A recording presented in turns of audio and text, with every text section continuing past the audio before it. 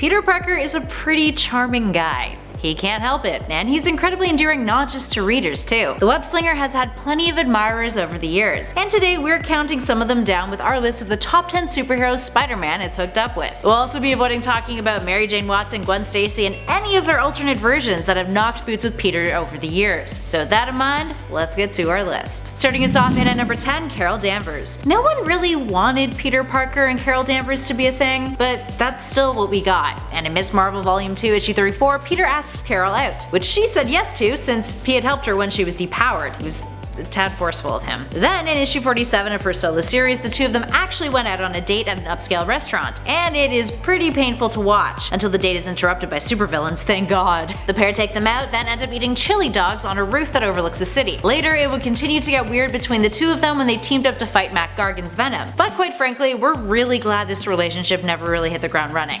It's definitely one we can do without. In at number 9, Rogue. In the world of X-Men Forever, which takes place on Earth 161, we got to see a romance blossom between Spider-Man and Rogue. This Rogue had absorbed Nightcrawler's powers, which also changed her to look a lot more like him physically, which did not bode well with her. After that went down, she found herself crossing paths with Spider-Man after dealing with a robbery in New York. Feeling a little lost, she decided to spend the night with him, accompanying him on his patrol, which led to sparks between the two. They actually almost kissed, and would've if it wasn't for being interrupted by the screams of a nearby Jean Grey. Up next, number 8, Spider-Gwen. Okay, so I know we said we wouldn't be talking about alternates of Gwen Stacy with Peter Parker, but this alternate of Gwen had her sights set on a different man in the Spider-Man mantle. We're talking Miles Morales. Spider-Gwen is the Gwen Stacy aka Spider-Woman of Earth 65. Now under the Marvel Now line, she and Miles would get romantically involved with one another. And side note, their Earth 8 alternates even got married. They starred in a story titled Sitting in a Tree, in which their two titles crossed over and made for a story that had our hearts pitter-pattering all the way through. I mean, how could you not ship them? They're so cute together. I mean, unless you're actually one of those people who shipped Miles and Kamala Khan, in which case I am very sorry for your loss. In at 7, CARLIE Cooper. CARLIE Cooper is another exception on our list. She first appeared in the 2008 Amazing Spider-Man issue 545. She's a forensic specialist who ended up dating Peter after he and MJ broke up after the One More Day story event. Now the two of them had a bit of a slow burn flirtation before they finally went out on a date together. Eventually though, she would figure out that Peter was Spider-Man, and growing tired of his lies to her, she broke up with him. While she wasn't a superhero when they were dating, she would eventually become a villain briefly, operating under the name of Monster, gaining powers from the Goblin formula that gave her superhuman strength, speed, and stamina. Up next, number 6, Betty Brant.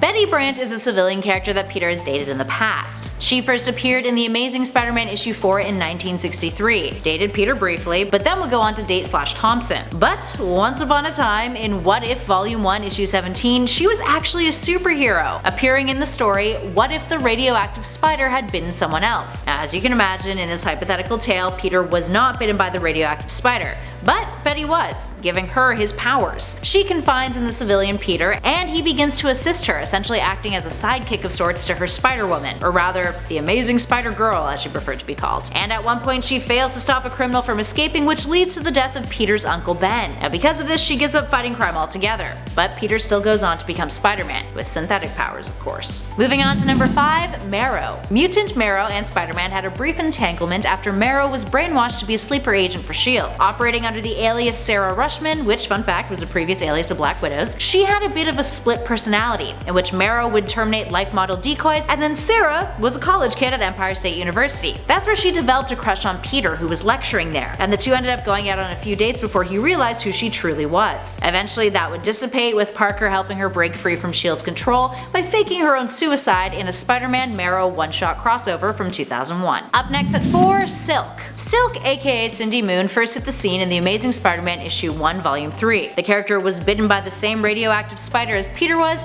but from there on out suffered a different kind of tragic origin story than what Parker had endured. She was kidnapped and forced to train inside of a bunker, where she was held captive by a mysterious man named Ezekiel in an attempt to hide her from Morlun, who was killing off spider-powered peeps. Eventually Peter learned of her existence, and when she was free, the two couldn't help but notice that they were super attracted to one another. Unnaturally so. It was intense. Turns out it was actually a product of their affair pheromones, with the two of them overcome by primal urges to jump each other's bones. They eventually had to part ways because these urges were just too strong and too overwhelming, hindering their efforts to fight crime and just exist. Cindy would go on to begin her own costume superhero career separate of Peter. In at number 3, Kitty Pryde. Peter's relationship with Kitty Pryde isn't one that took place in the 616 universe, but rather on Earth 1610, in the Ultimate Universe. During Ultimate Comics Spider-Man, Kitty develops a crush on Peter when Spider-Man and the X-Men team up in Queens to take down the Latverian mutant Geldof. After being charmed by the web-slinger, Kitty asked him out on a date. Over the course of their relationship, they would work together to take on villains, and eventually Peter started to feel some tension about the fact that Kitty's X-Men persona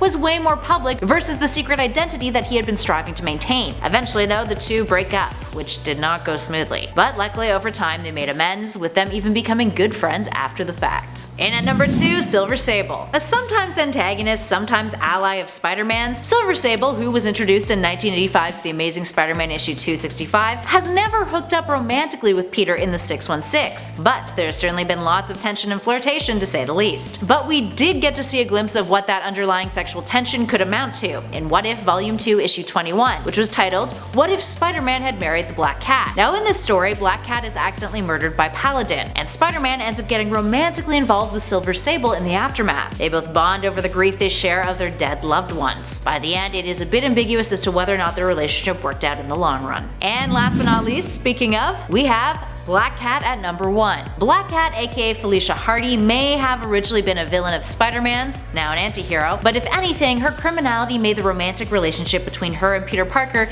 that much more steamier. Created by Marv Wolfman and Keith Pollard in The Amazing Spider-Man issue 194, Felicia actually chose to become more of an anti-hero because of her relationship with Spider-Man, even becoming his partner for a while. Although she didn't care much for Peter Parker the civilian, she was way more into Spider-Man the vigilante, and one of the reasons why the two would split up was because of this. Now they've had an on-again, off-again relationship over the years, with Black Cat working as one of Spidey's biggest allies at their best, and her slipping back into the life of a criminal when they've been at their worst. Although that relationship between the two of them may have been tipped permanently into negative land, thanks to Otto Octavius running around in Peter's body as the superior Spider-Man, having broken Black Cat's teeth and abandoned her for the police to pick up. Yeah. Definitely something that would make someone not want to be into you. Just saying. Alright, there we have it, friends. Who is your favorite person that Peter Parker has dated over the years? Give us a shout in those comments below and let us know your thoughts and feels. If you guys dug this video, you know what to do. Hit that like button. Be sure to subscribe to Top 10 Nerd to see more videos just like this one. In the meantime, thanks for watching, friends. I'll catch you all in the next video.